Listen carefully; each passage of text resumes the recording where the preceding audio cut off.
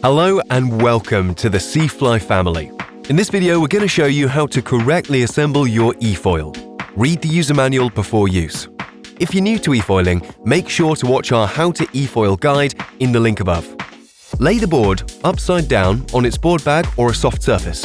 Make sure that there are no debris or sand on its bottom and in the cable tube. Use the provided Teflon gel and apply it in the stainless steel inserts in the board to prevent oxidization. Lubricate the O-ring at the mast plate with the provided electrolyte gel. Carefully run the connectors through the cable hole one by one, ensuring that no cable is stuck and compressed in the process. Gently push the hydrofoil in its place with a slight twisting motion. Tighten it with the provided screws.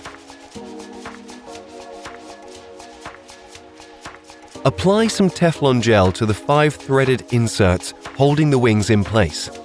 Tighten the wings with the corresponding screws. To adjust the riding balance of the foil, you can use the provided plastic shims. Positive numbers will increase the front foot pressure and will generally make the foil more stable. Negative numbers will have the opposite effect and allow for greater speed and maneuverability. If you want to remove the propeller guard, you have to remove the propeller first. Unscrew the safety nut, gently pull the propeller out of the shaft and remove the pin. Unscrew the screws holding the propeller guard and replace it with the alternative cap. Install the propeller by following the steps in reverse order. If you're alone, you can grab the handle on the board's rail with one hand and hold the mast or fuselage with the other. Alternatively, you can hold the top of the hydrofoil at the mast with one hand over your shoulder. It is a good idea to carry the eFoil and battery apart closer to the water before assembling them. Turn the eFoil upright, making sure that you don't put pressure on the tips of the wings while doing so. Open the lid of the battery compartment. Make sure that the compartment and the battery are both clean and dry.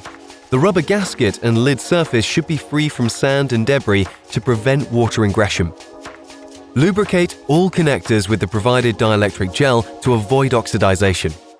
Locate the communication connectors. Align the arrows on both ends and push them together. You will hear a clicking sound when the connectors are locked. To detach them, rotate the grey ring in the shown direction and pull them apart.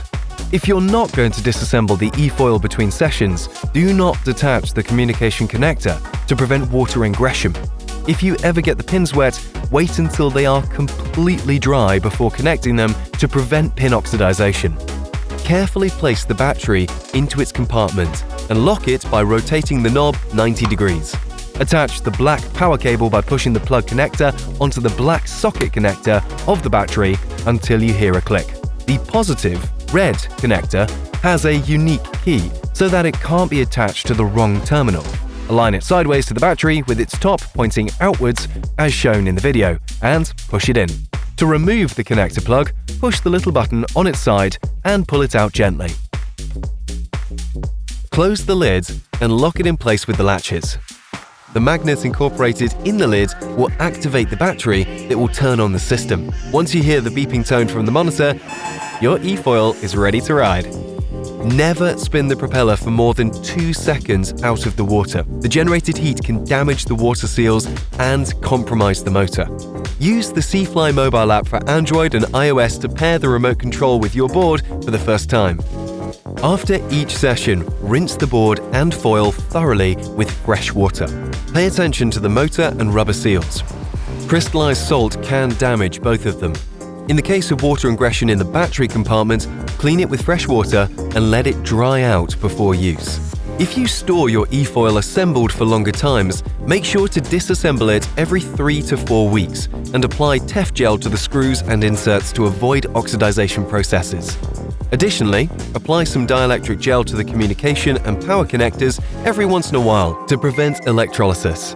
Use the same gel to lubricate the O-ring on top of the mast plate to ensure a good seal. SiFly, the easiest way to start flying.